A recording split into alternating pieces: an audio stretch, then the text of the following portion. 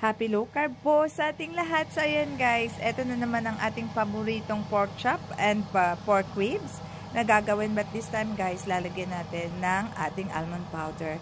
So ngayon guys, meron tayong pork chop. Syempre, yan niluluto na natin yan guys. Pero first of all, syempre prepare natin yan. Meron tayong veggies na mushroom and then tomatoes.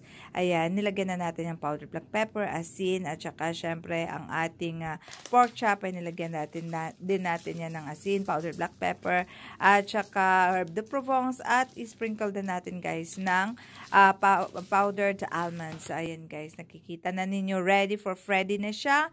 Ilagay na natin siya guys sa ating preheat oven na 210 degrees centigrade. And then, ganun din po ang ating veggies. So, nakikita nyo, dalawang layer po yan. Ilalagay natin siya sa loob ng ating oven.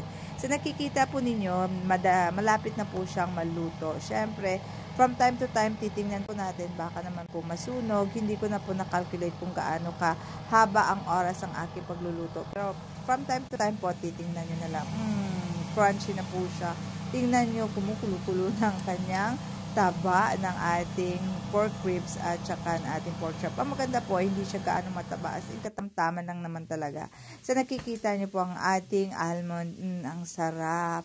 Tender and juicy na naman ito, guys. So, ayan, guys. Paluto na siya. Pwede na natin itong iserve together with our veggies. Ayan, guys. Happy low carb. Enjoy the benefit of low carb. Maraming salamat.